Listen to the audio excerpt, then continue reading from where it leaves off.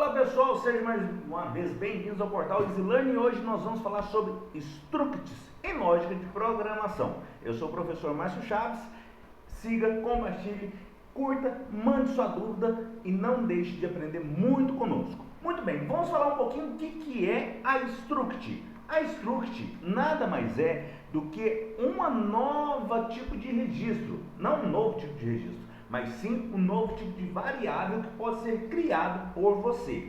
Nossa, como assim um novo tipo de variável? Uma struct, na verdade, ela é utilizada muitas vezes para fazer um cadastro. Esse cadastro que vai ter vários dados de uma pessoa, de um objeto ou de outra coisa qualquer que você quiser trabalhar. Então é por isso que muitas vezes ele é chamado de registros, ou quando você programa em Portugal a gente fala registros, tá certo? Mas a ideia da struct é, na verdade, permitir que você reúna vários tipos de variáveis em uma única variável maior.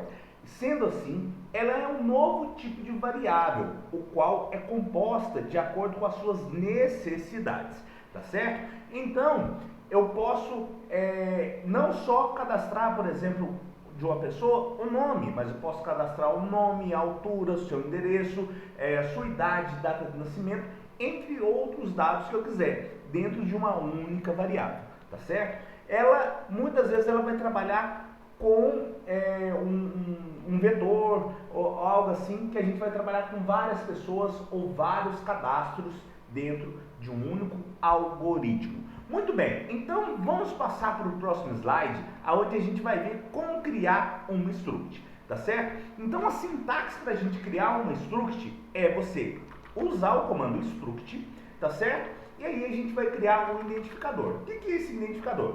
Basicamente é o nome da sua struct. Ah, ela vai ser a minha variável? Ainda não. Por quê? Porque a variável vai ser o que você usar posteriormente. Tá? Esse identificador vai ser a estrutura, né, ou o conjunto de campos que corresponde à struct que você está criando, tá certo? E aqui dentro vem a sua lista de tipos, a sua lista de características, tá, que você precisa. Vamos pensar o seguinte: eu preciso criar um cadastro de veículos para o meu estacionamento. Nesse cadastro de veículos, eu posso ter carro, moto, vários tipos de carro, tá certo? Vários tipos de veículos que vão entrar ali para estacionar. Então, eu posso criar aqui um identificador chamado veículo. E aí, aqui dentro, a lista de tipos, né, ou a lista de membros que eu vou criar, será, por exemplo, a placa do veículo, o modelo, a cor, tá certo? A hora de entrada e assim por diante, tá bom? E aqui embaixo, eu vou usar novamente, chamar struct, aquele identificador, tá certo? Que foi o que eu criei aqui em cima, e a variável que eu quero listar. Por exemplo, eu quero trabalhar com uma struct apenas para carros, né? Então, eu vou criar struct veículo carro, né? Ah, eu quero trabalhar apenas com struct para moto, mas só que as características de cada um são as mesmas, mas só que eu quero trabalhar separado. Então, eu coloco outra struct, identificador vai ser veículo novamente, e aqui no lugar da variável, em vez de colocar carro, eu vou colocar moto. Ah, eu quero utilizar outro cadastro apenas para caminhões ou para outros tipos de veículos. E assim, para cada veículo que você for utilizar, você vai declarar aqui nesta variável, utilizando sempre o identificador veículo, tá certo? Ah, eu não entendo muito bem de carro, professor. Tem como dar outro exemplo? Claro, a gente sempre trabalha com mais de um exemplo. Você pode colocar um identificador pessoa, tá certo? E essa pessoa, todas as pessoas, né, vão ter aí num cadastro geral, tá? Vai ter nome, CPF, RG, data de nascimento, idade e assim por diante. E eu quero trabalhar, por exemplo, com a variável aluno, pai de aluno, e assim por diante. E cada uma dessas variáveis também terão os mesmos tipos e as mesmas subvariáveis que vão estar listadas aqui dentro, tá?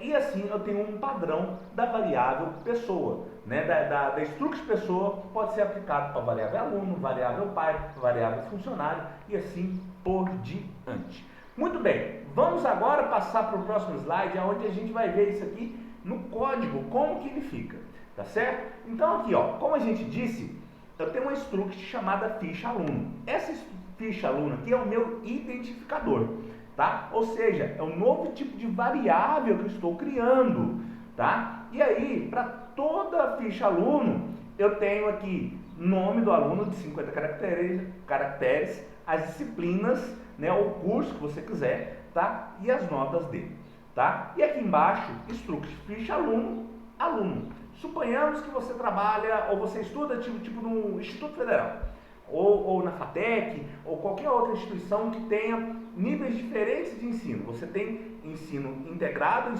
técnico integrado, ensino médio, técnico concomitante e ensino superior. Aqui nessa ficha aluno, ela pode ser usada para as 3 características, né? Então, struct aluno, né, eu vou ter aluno integrado, aluno médio, aluno superior, tá certo? Então eu tenho 3 variáveis diferentes depois que vão utilizar essa mesma estrutura da ficha aluno, tá? Então, quando a gente faz isso aqui, né, até essa chave está representando, aqui eu estou estruturando a variável que eu quero utilizar e aqui por final eu estou declarando a variável realmente a ser utilizada.